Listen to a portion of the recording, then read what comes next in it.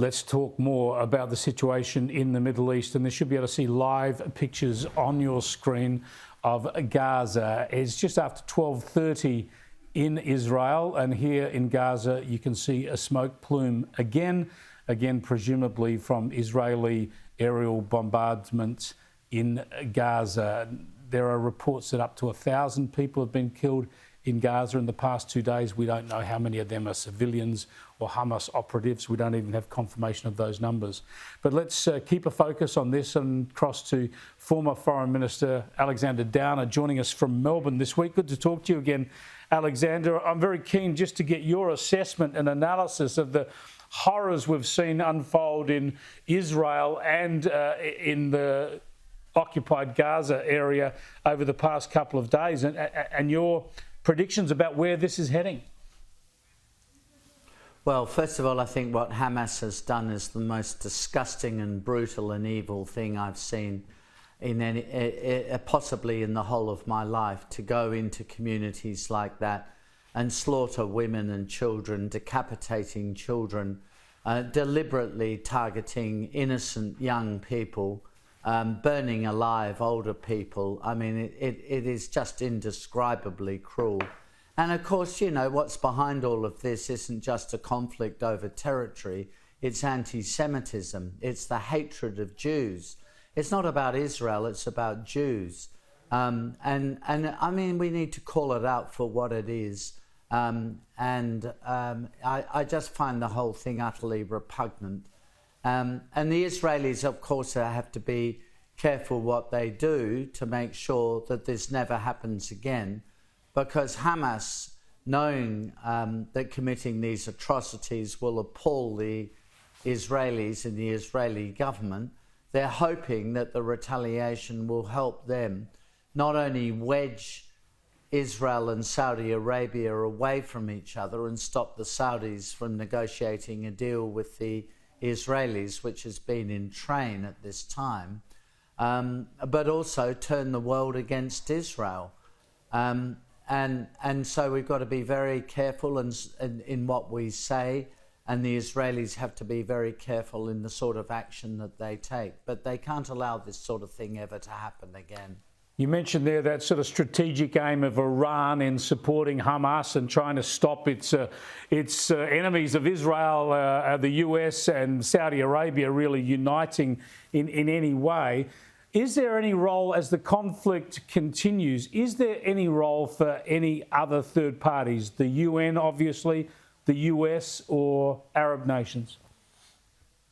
There's no role for the UN because the UN hasn't called this out for what it is. And I think as far as the Israeli government is concerned and in Western civilization, the UN has played itself pretty much out of the game altogether.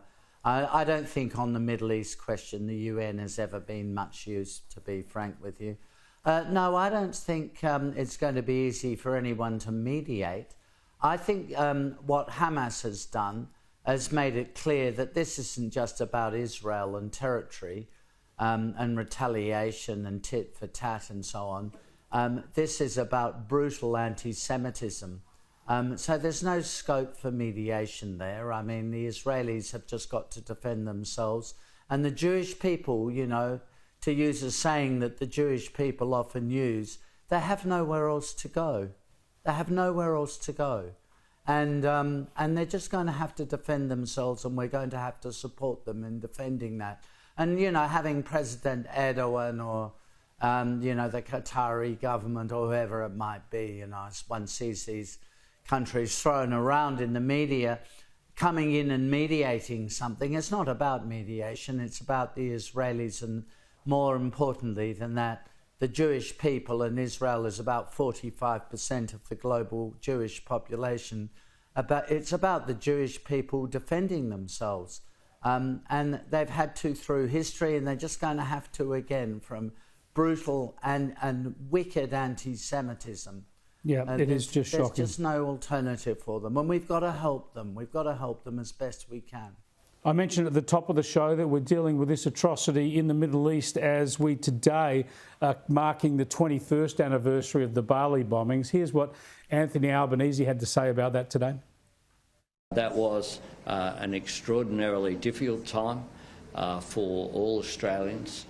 People lost their lives in that terrorist attack, and it had an ongoing impact. So today's a day as well to express our condolence to the family and friends of the victims of that bombing.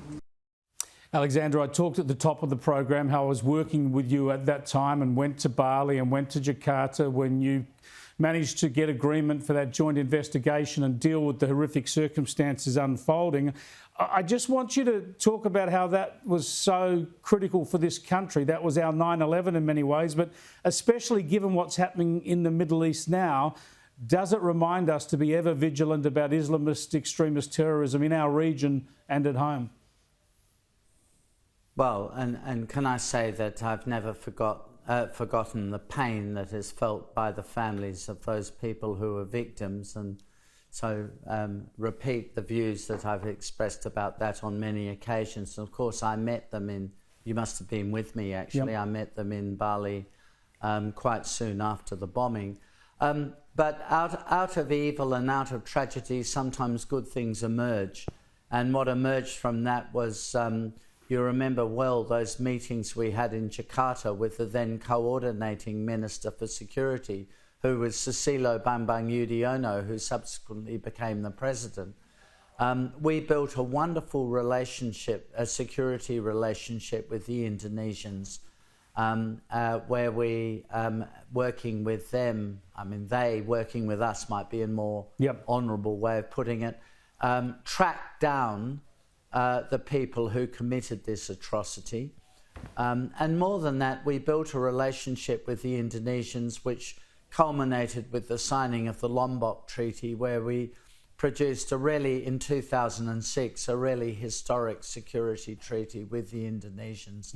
So really good things came out of that. And indeed, we need to keep that cooperation going, especially when we see this trouble around the world. Thanks so much for joining us, Alexander Downer. I appreciate it.